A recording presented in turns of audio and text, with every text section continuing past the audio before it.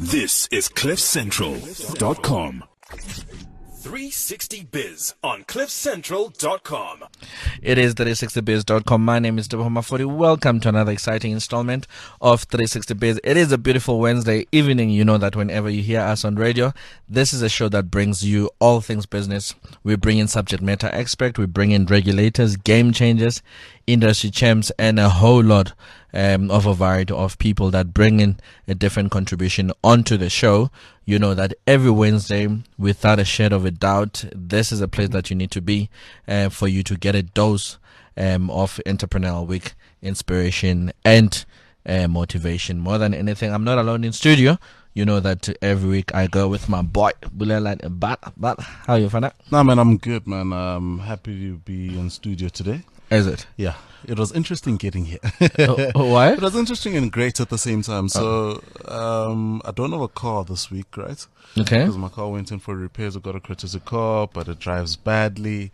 So I used the Taxify coming here. It was a great pleasure. So you'd rather use Taxify than use a Ketisika? Yeah, no. It's Yeah, you see how big I am. That thing is a 0.5 liter something. It takes 3 hours to get to my weight as a contributor. So I'd rather opt for something else. But I'm very happy to be in studio, and I'm excited about today's topic. And yeah, man. Yeah. How you doing? I think it's this the second show in spring. How you doing? No, man. I'm good. It's spring. Obviously, I'm very excited about. They say kisama boss, so it means obviously there's a lot of things that we're definitely looking forward to it. I think more than anything, I'm looking forward to. I think the freedom that comes with the year going to an end. Yes. I mean, you spoke about you obviously in this car that was cramping your style. So when I heard you just want to be free. And I'm looking at your dress code that you almost dress like me these days, eh? No. So I'm looking at your color pens. I'm looking at my color pens. And I'm thinking, so no, man. It seems like it's the same thing, but these are Egyptian cotton. I'm kidding. Oh, excuse me. Woolies cotton. Yeah. No, definitely. No, it's actually exciting today that we're talking about being free, free versus freedom, because sometimes we tend to mistaken the two. That's why in studio today, I've brought in leaders that are in the development space, and more than anything, I've got a rather very interesting guest that I'm looking at having. He's from a free market foundation. We know that a free market is defined as an economic system based on supply and demand, with little or no government control. Free markets are characterized by a spontaneous and decentralized order of arrangement through which individuals make economic decisions. Are we free, though, as business people? It's some question that I ask. Are we free as citizens of the country, or are we captured by capitalism? I know it's some of the discussion that definitely, Blenani, we've been having with the Guptas and everything else, capturing. I mean, I was having a discussion with someone, Dr. Harry, that in Africa we're supposed to be free, but we're not free as well. That's why I'm excited that these are the conversations that we're going to have, because we know that most African countries were colonized by pushing business interests, thus they are still captured. To date, we are now officially in recession as a country. I was hoping to actually have the status in general to actually open up a discussion, but unfortunately on Wednesday they have their ESCOs, so she's going to be joining us next week.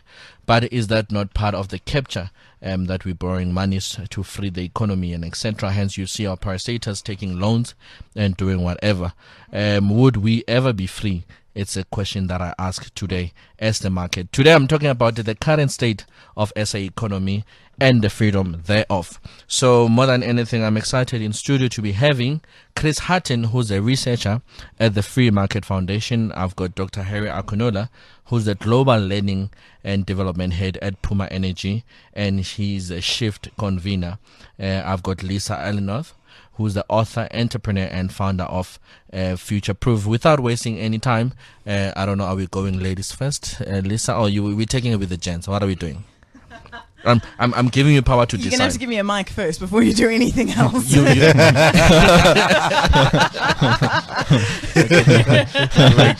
like that.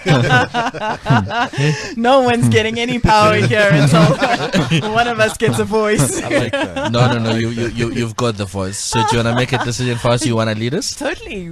Let's kick off this discussion. Okay. Do you want to say hi to our listeners? Tell us who you are. What is it that you do? Okay, so I am a co-founder and CEO of a business called Futureproof. Futureproof was started in its conceptual phase about 3 years ago. Myself as an educator with a postgraduate in curriculum design, left teaching and then headed into the world of entrepreneurship, and there was a massive gap there of actual entrepreneurial education. And I started my first business at 31 with 2 children, exiting a marriage, and thought, you know what, hang on a second, 31 is way too late to start learning entrepreneurial lessons. We should not be learning about this stuff at that age.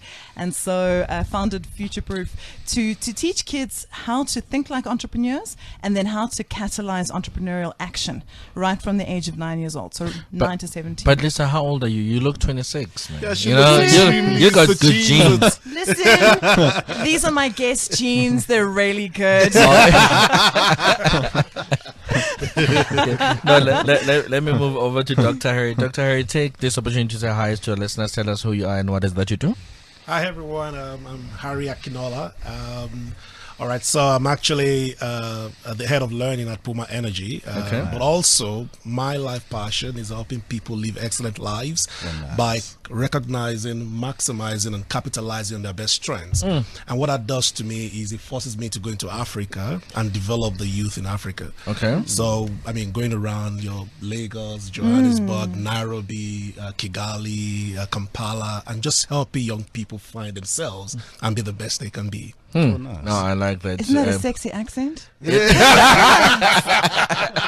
is that? Dude! Be careful, Lisa. You're still a guest, you know. I had like a little eargasm right there. I forgot to listen to what you were saying. I was like, oh, This you're is going to be a great show. Yeah, no, definitely. So I've got a rather interesting guest now to say hi to our listeners. So that is Chris. I actually got to have a discussion with Chris yesterday. I must say, Chris, you're good peeps, man. Take this opportunity to say hi to our people. Tell us who you are and what is it that you do. Gentlemen, thank you for having me on. Hello to the listeners. I'm a researcher at the Free Market Foundation. My background is I studied philosophy at university, so quite esoteric and abstract, that sort of stuff.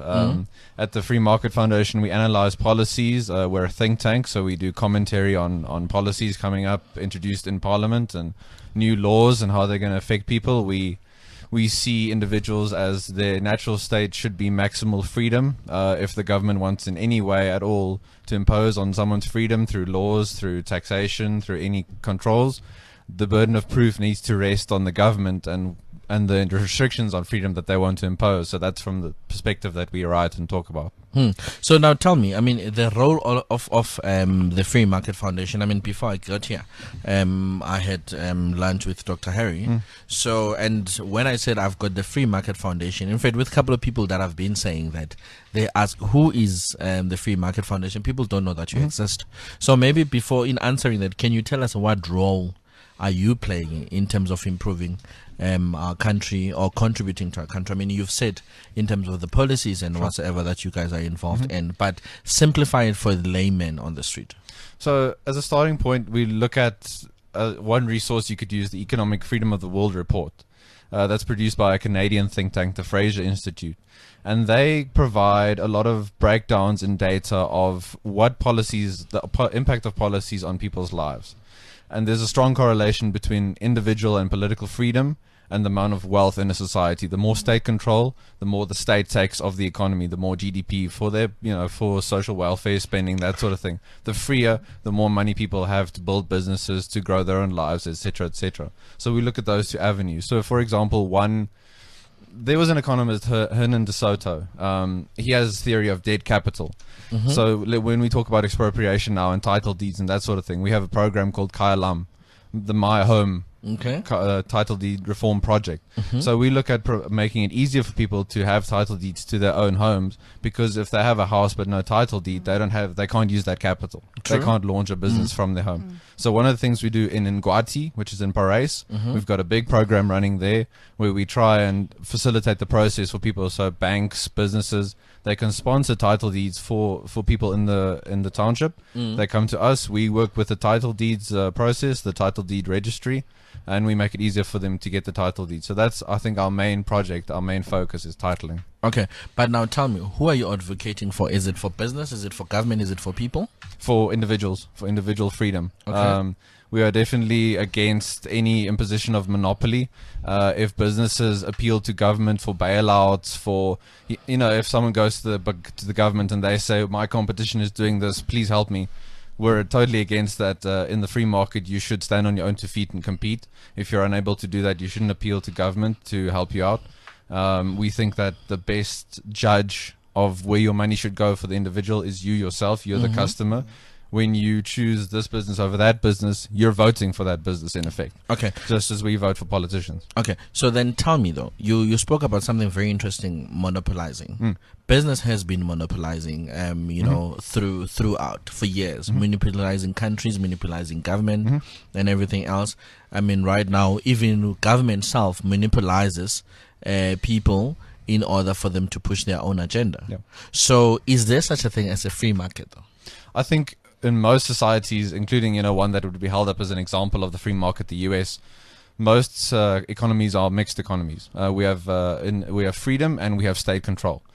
I think a monopoly, if it arises voluntarily, so if a business does really, really, really well, it provides the best services, the best products to the customers, and the customers choose that business.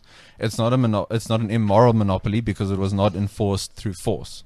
The government, in everything that the government does, the government has force behind it. Taxation. You don't pay your taxes, something's going to happen to you. When you don't want to buy from a business, nothing's going to happen to you. I think it depends on how the monopoly arises. Like you said, we have examples of businesses growing big through the contacts and the let's say the contacts and the influence they have in government, which I think is an issue. When it shouldn't matter who's in charge of the government. We shouldn't always be talking about who the president is. The state shouldn't have that much control in the first place, because then you find lobby groups, you find people going to government and appealing for funding, when that shouldn't be the case. They should be able to compete with each other.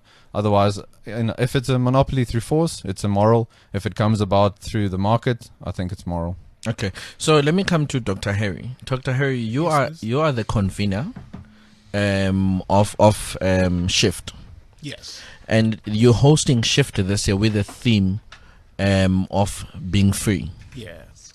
So, are we free? Are we ever going to be free?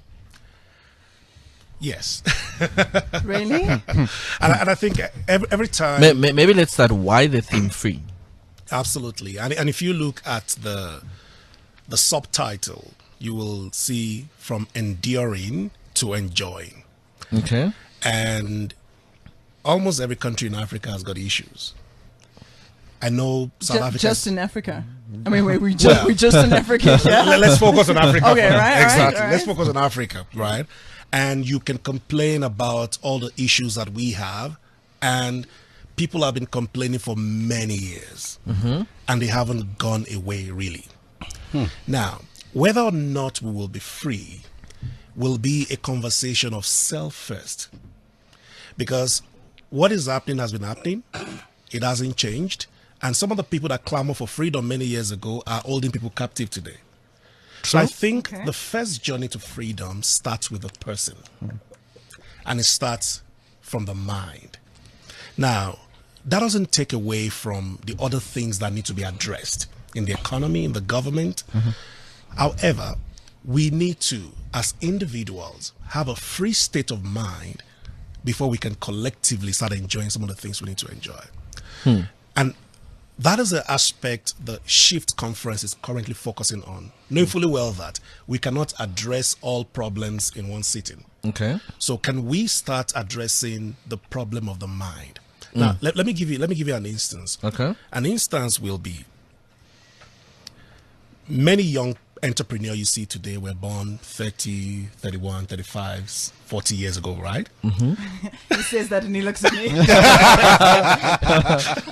Like, right? Like, agree with me. You right agree with now. me? Yeah. And honestly, if you look at, and you can read back, check on the internet and check materials that exist out there, some of the issues we're talking about today, in some parts of Africa, we started talking about them even since that time. So the question is, will these things change overnight? They wouldn't. Okay. But while we are striving for a free society, as it were, how can we begin to experience freedom as individuals first? And like I said, it starts from the mind. So we believe that now, while we're organizing Shift, is if we start speaking to the minds of young people, if I am free in my mind, and I'm free to live my dream, of course, there will be issues around all the time, right? If I'm free to live my dream, I mean, with all the challenges that exist, people still start businesses, people still thrive in businesses. But if we all live in that kind of freedom, there's a sense of freedom we'll achieve, we'll enjoy, even though there are challenges all around us. And that is a perspective we're coming in with Shift Conference. Can you give me a little bit of a direction around freedom that you how do you contextualize freedom?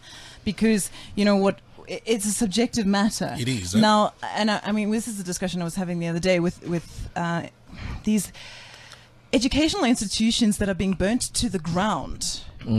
In protest for, you know, fees must fall, and then there's another protest action, and someone, you know, takes fire to libraries. We want to decolonize education. We want to do all of these things, right? That is freedom. That is a kind of freedom. It is a kind of freedom. And so can I ask you, what kind of freedom, when you talk about we're going to free the mind, because that is a kind of freedom, and I agree, that is being extended to university students, but yet, you know, the whole, with great power comes great responsibility. Exactly. I mean, I'm a big fan of Batman, so, you know, like a huge fan. So what kind of freedom are you extending when you're talking about shifting into freedom? Exactly. So Milelani, Lisa is taking over the show. I'm sorry, guys. Answer that. Sorry. I love Lisa. this is the learning people conversation. And that's very valid. So the freedom we're talking about here starts with you personally fulfilling your purpose, understanding what it is, finding it, and then fulfilling it. Honestly, I believe that people will have a reason to do whatever they want to do. And as much as I would love to change someone else, that is not possible. Everybody will have to take responsibility for their own change first. Now, how can I help people think differently about making the right level of impact they need to make, and without necessarily burning down a university to send a message? It will start from me showing them that you don't start being free when the shackles leave your hands. True. You start being free when you understand the reason you exist.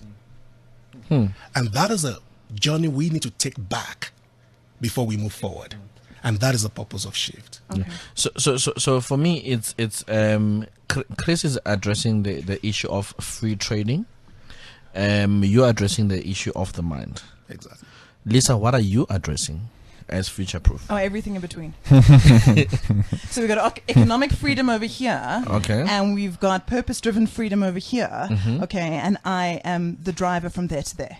Okay. Simplify it for us. Okay, so effectively, you need to find your purpose. You need to find out, why do you exist? What is the thing that's hardwired into your DNA that you can then use as an economic driver to generate an income for yourself and your community and those around you? Okay. Okay, so that's where I exist. And that is taking the mantle on of, okay, you don't need to take the current opportunities as your only opportunities to become economically active. Because the current opportunities that exist for our youth out there are dwindling at an exponential rate that are going down.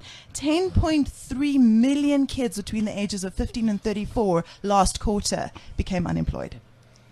Okay, think about that. Look at that and go, at the moment, currently, our youth unemployment rate sits at 71 million. Like that's where we're at. Those are the current statistics, guys. Like, yes, you can love your purpose and you can do all your purpose, and that's great. But you know what? ESCOM doesn't take payment in purpose. Exactly. All right. True. So we're getting less and less opportunity for our youth to become economically active. There aren't enough jobs. You've got a whole world that is heading towards a technical revolution. AI is coming, baby. Okay. And so we need to have kids that are going to enter the world and able to add value to it without having to rely on somebody else to create an economic activation for them. Okay. Yeah, artificial intelligence is coming. So now what are you doing as Future Proof?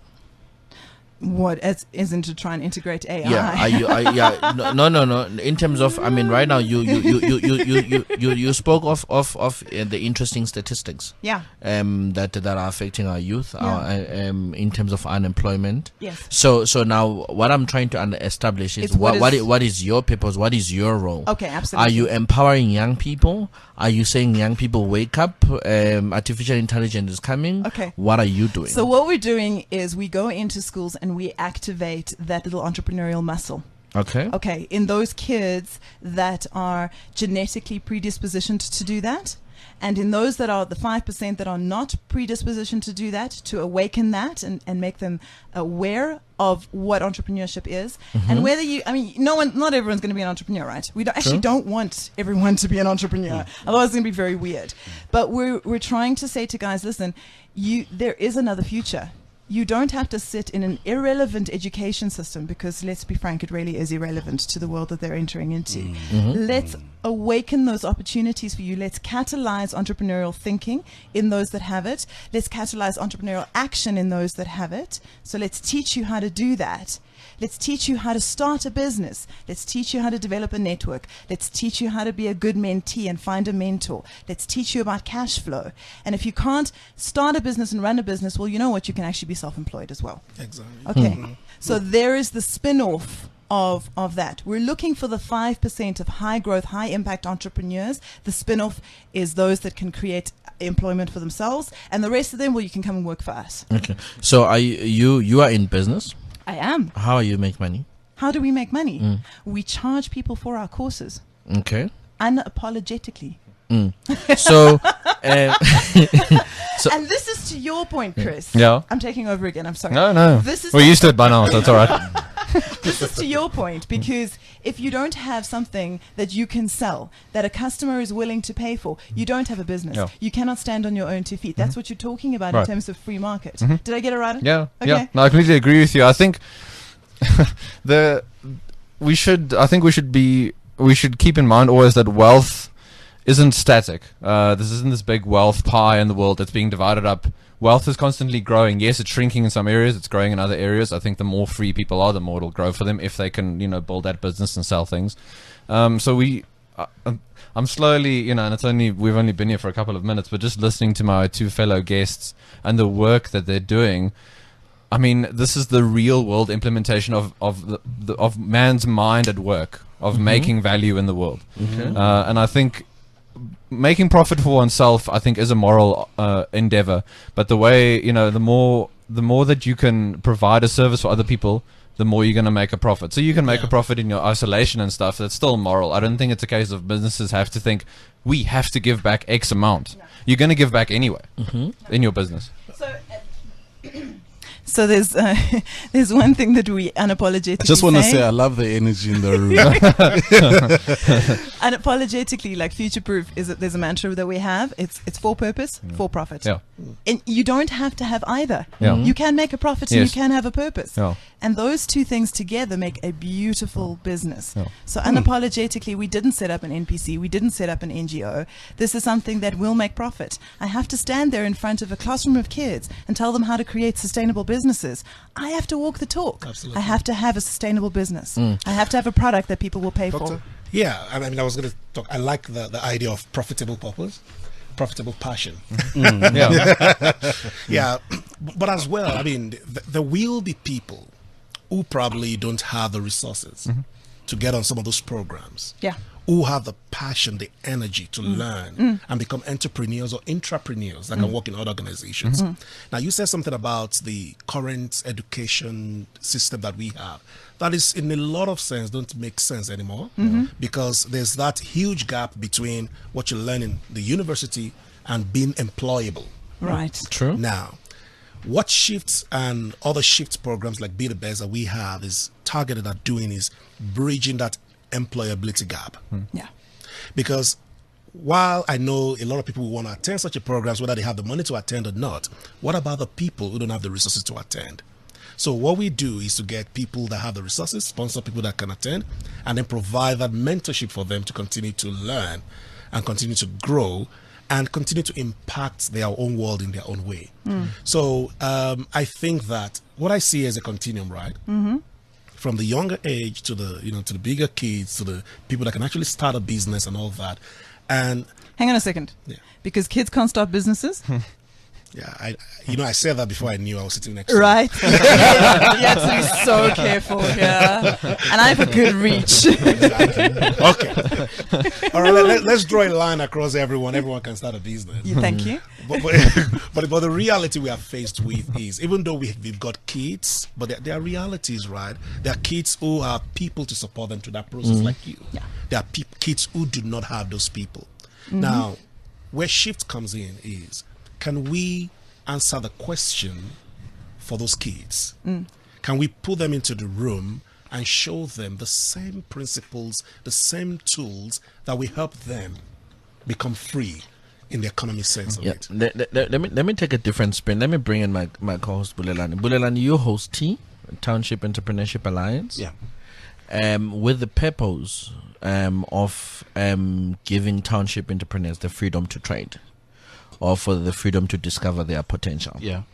Would you sit here and confidently say township entrepreneurs are free? No, not at all. I mean, there's still a lot that needs to happen. I think apart from the actual individual themselves, breaking out and having a mindset that says, I'm going to make it. Yeah. There's still an issue of infrastructure that won't support entrepreneurship. So, which is why, for me, it always goes back to the conversation around when someone says, but why township entrepreneurs? Isn't an entrepreneur an entrepreneur?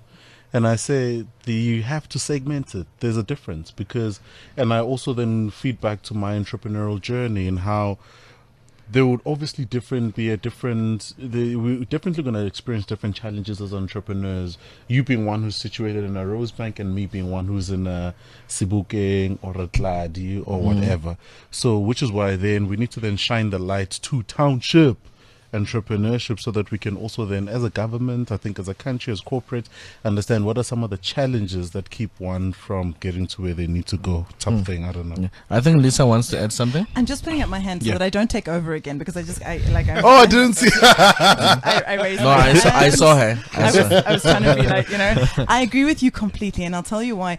It's a thing called institutional voids, or structural voids that township entrepreneurs have. They don't have the structures and the institutions to be able to support them. If you're in urban areas, where you've come from, an upper LSM, you have those structures that support you. Township entrepreneurs don't have that. And so they have to navigate a whole bunch more challenges than what you do. And can I tell a little story quick? There's a little girl that we taught in grade 7 in one of the schools in Diepsloot. And it's that mindset that you have to shift. I think that is the hardest thing that you have to do. Absolutely. Is to reframe their problems to opportunities. To be able to say to them, guys, identify all the problems around you. Now, how do you solve them and then create an opportunity to make money? And this little girl, they couldn't get to school on time because the taxis, that road in Diepsloot that goes in and out is one road, and they were doing the renovations, and all the taxis were going down the side of the roads and getting the kids to school on time. But the cops came along and they sat on the side there, and so all the taxis had to then sit in the one road. So all the kids got to school late. She said to me, Lisa, I get to school late every single day because the taxis have to sit there. So I said, it's a problem. Let's reframe that to an opportunity. How are you going to solve this? Now, my brother has a bike, and I'll get to school on time because I can ride on the side now because it's safe, because the cops are there. Great. I said, but that's not a business. Okay, I'll get my friend, and my friend can ride on the back. And I said, okay, that's still not a business, that's a charity. You're still taking your friend to school for free. How much does the taxi charge? Taxi charges $5. Awesome. Put your friend on the back. It's safe. You can ride on the side, charge her R5, and you still get her to school on time. This little girl started her business like that. We came back the couple of months later. She'd earned enough money to buy another bike. Her friend was then riding the bike, and they were both transporting kids to school. So she created a franchise model, just like that. All you have to do is shift the thinking from problem to opportunity. Okay, Chris, we're talking shifting the mindset from problem to opportunity. Right now, township entrepreneurs have got problems. I mean, Lisa has confirmed it in terms of some of the challenges that are actually happening. So for me, it starts coming back to say, are we really going to be free? Because right now, do you understand that there's problems with the mindset, there's problem of cultural problems, there's a whole lot of other things before we even start to trade. Do you understand? Yeah. So I think you look at the social legacy of apartheid. You look at these areas of just Johannesburg as an example, in the townships, Bryanston, where we are, that sort of thing. Just in half an hour of driving through Johannesburg, you can see the legacy of what central government planning has done to the people of this country. So addressing the challenges, I think people on the ground best know their own lives. They best know what they face. I think if we can make it a case of solving problems bottom up and not top down, so it's not government edicts or politicians telling us you must do X, Y, Z, you must live your life this way, I think we will reach, what we could maybe, and I don't think all of us will ever agree on freedom as such, as this abstract concept. There's political freedom, economic freedom, etc., etc. But I think if we can rejig things philosophically to where it's bottom up, I think we're already along the right lines. It shouldn't be the premise that the government, regardless of which party is in power, is going to solve, our problems for us. I think the South Africans, the way that they've black South Africans, the way that they've had to work through colonialism, apartheid, and now, and they're still able to be successful. I mean, that says so much about the character of the people of this country, and there's just regulations and things in the way of them. I think if we free people up, through lesser laws, more freedom, I think we'll already be on the right path. Okay, so Dr. Harry, you from a continental point of view, I think we're not free as a country, we're not free as a continent, and I understand that you play your own part in your own little corner of trying to free people's mindset, so that they eventually be able to get us to be free. Do you honestly sit here and think that we're ever going to be free?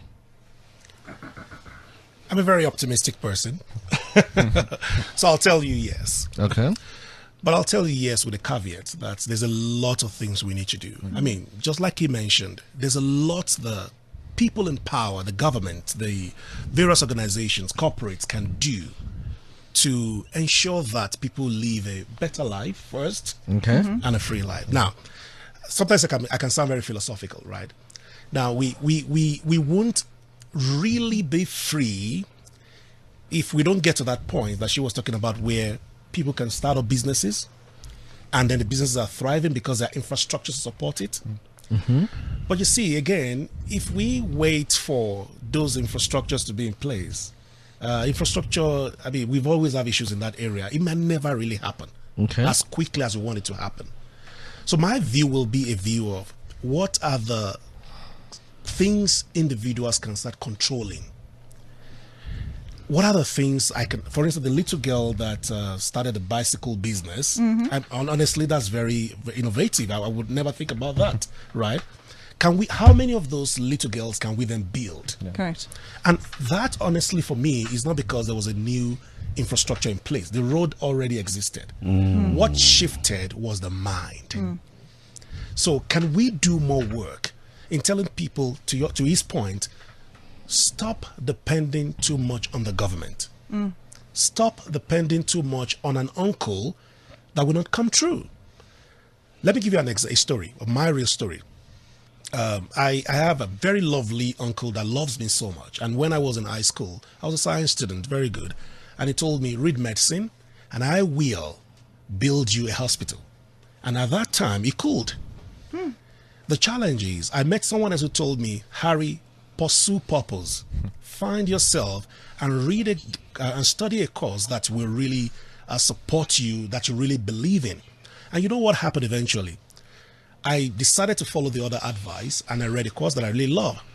Few years down the line in the university, my uncle had an accident, had some issues, and lost his business. And when I left the university, if I'd read medicine, it wouldn't be able to support me. Now that is a real story of Africa. People make promises before they get into power. Yep. But there are a lot of factors that will affect you that they will never be able to fulfill that promise. So why will I wait for the governmental promise? What can I start doing now? Now, if all of a sudden I've started and I'm doing something, I'm making a change, and that infrastructure comes, it will make it very easy. Highly scalable. Highly scalable, exactly. But if I'm waiting for the infrastructure to come, if it doesn't come, then the cycle of poverty, the cycle of bondage continues. So, which is why I think if we take it as a personal journey first, the chances that we will get to real freedom is quicker than if we're depending on other people. Yeah. So, Lisa, you're making a big promise.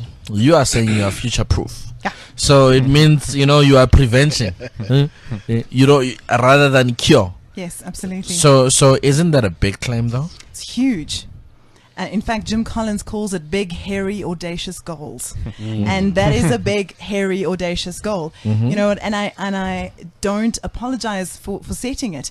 You cannot galvanize a nation around a promise to go down to Checkers and buy, Chelsea buttons. Yeah. That's not going to galvanize anybody. You have to make wildly audacious promises, and then you have to chase them hard. And that's exactly what we plan to do. And we are doing it. Last year, we taught 1,400 kids to start businesses. Think about that. If you've got one Adrian Gore in that, or you've got one Wati Basan in that, or you've got one Vusi Tembakwayo in that, okay? Just one in those 1,400 kids, the impact that it's going to make on our economy. Now, we know that 5% are entrepreneurial. Take the 5% of that, 7 of them, okay? Yeah. Oh, 7 high-impact entrepreneurs in this country. It's totally doable. Yeah. So it's a massive claim, and you know what? The world needs more people making massive claims and then chasing them down hard. So, Chris, you are guys having a press release today. Maybe for start, what is the press release about?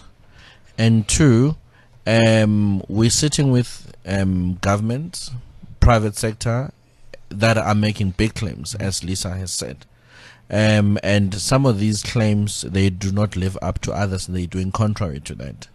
And now, you being the Free Market Foundation, is your door open to ordinary people to come, help you guys, or lead you in the direction of you guys able to provoking some of those claims to become a reality? We love provoking. The more voices we can get in the artillery barrage, the better, I think. We know we're always writing. We're trying to get into media. The more voices we can have, the better. We're always open to hearing from listeners, from anyone on ideas, about how to combat X, Y, Z.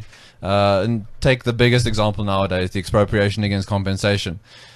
The notion, the concept of property, if that's no longer, and property doesn't just apply to, agricultural land, applies to businesses. This building we're sitting in right now, your car, your house, all this stuff. If that goes away, all these business plans, all this stuff, that's all the purview of the state, and we're no longer in control. So the more people we can get in, talking about this stuff, the better our conversations can be. We're not, it's not a case of you have to have read Ayn Rand or Ludwig von Mises or these big free market thinkers to agree with me and be in my camp. The more you can challenge me, the more that's going to sharpen my own arguments and make it better for me when I argue against the law or something like that. So the more voices we have, the more we love it. Yeah. So just a quick one. How many are you guys a membership-based organization? How do people participate, or who are the beneficiaries of?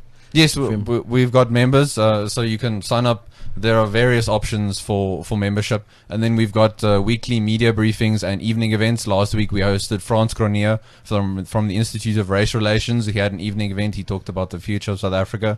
Today we had a media briefing. We're talking about the Constitution and amending it. 75% you needed for the expropriation story. So people can get involved in any way. They can either come and talk to us, they can email us, they can become donor members. Anything is open. Okay. Earlier on, you spoke about some of the differences that you're making, whether in Sasolburg or wherever.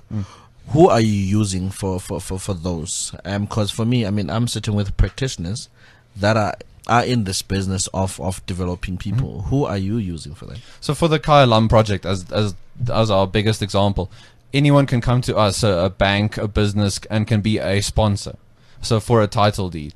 So they come to us, they give us that money for the title deed, and we go through the process for them. But then at the title deed ceremony, and we host these ceremonies in Nguati, in Paris, very regularly. You see the handovers from the bank, and they get the title deed. They come, we host a ceremony. They hand it over to an 89-year-old lady who's been living in her house, and she doesn't have that title deed. And you see the real effect of this on people's lives. So the sponsors can completely decide. They can make an anonymous donation, or they can be involved in the actual handover. Okay, I'm gonna bring you back. I want us to delve deep on the issue of title deeds. Because Bulelani, there's a lot of people that have been owning or staying in houses with no title deeds, and Free Market Foundation is coming and is giving people title deed. Where do you get them? But you don't need to answer that. No. Those are the things that that we definitely going to point of order from your point of receiving. Yes. So we'll definitely want to bring you back.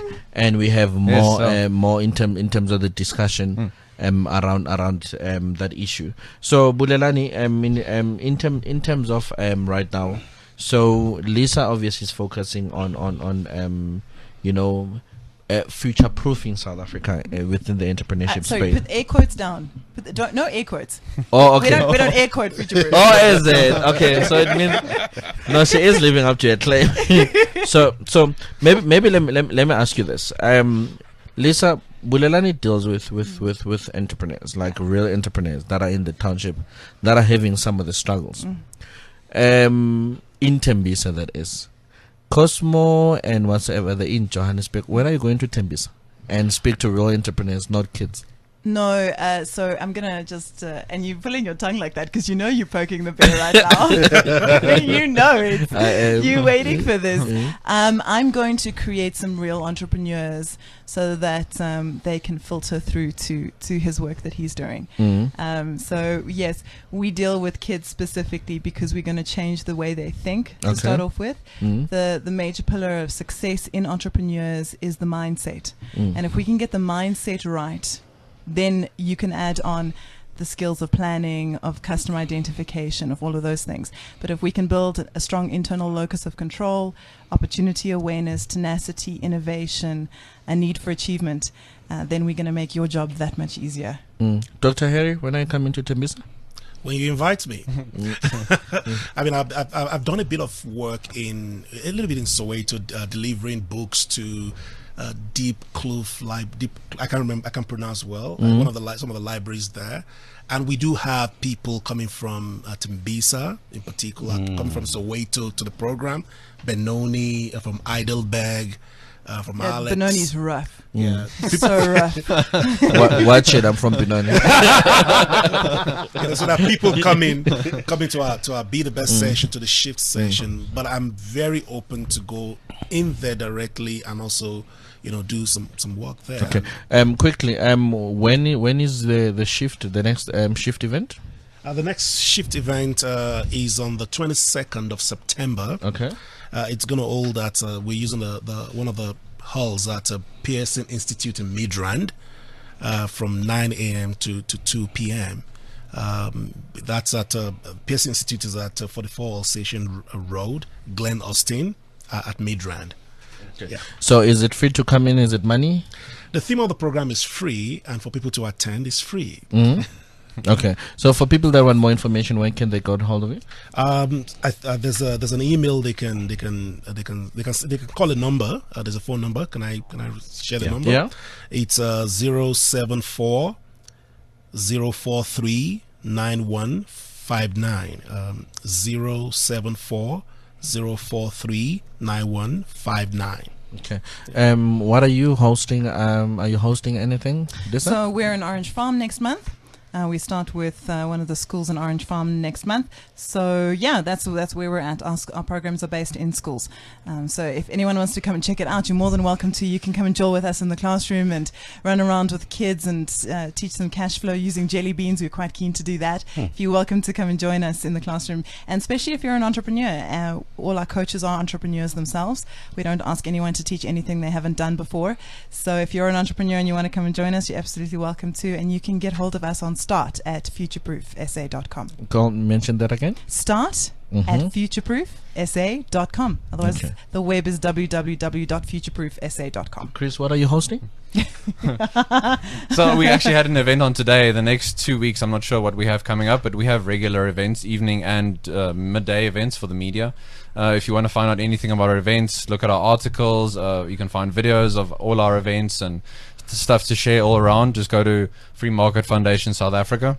Follow us on Facebook and Twitter. We're all around. And like I said, email us and with your suggestions and ideas, and let's see what we can run with. Okay, Bulen, are you hosting anything? Yeah, well, this Saturday we're hosting, one of the micro sessions. So that's going to be happening at Moriding Park. And we've got Sibusism Lemi and an amazing innovator, Nele. And then obviously November, 2,000 entrepreneurs over 2 days, 16, 17. Baby. Excited. Yeah. So, guys, quickly, we're closing off the show. We usually close off the show in style. A 30-second word of inspiration to somebody that is listening, that's on the verge of giving up. Starting with me. Yeah. All right. So if you're listening right now, this is Harry speaking. I need you to know that right inside of you is the gift you need to be free in life, and all you need to do is to find it. I know it's difficult, I know that it's tough, but if you find that gift, just like I've done, a very little boy in Africa, brought up by a single mother, but I found mine, and mine has taken me around the world. If you find yours, it can take you around the world. So what you should never do is to give up, because if you give up, you're just bearing one of the most important things that can happen to the world, and that is you. Okay. Ma'am? Every failure, everything that you think you've made a mistake at, it's just your next step to success. And that's it. I mean, that's as simple as it gets. I think your own happiness is your purpose in life. Build your life as a monument to yourself. It's in your hands. Own it. And I think live it to the best of your ability. Okay. Budelan, I don't want to get things done. It's exactly what I was going to say.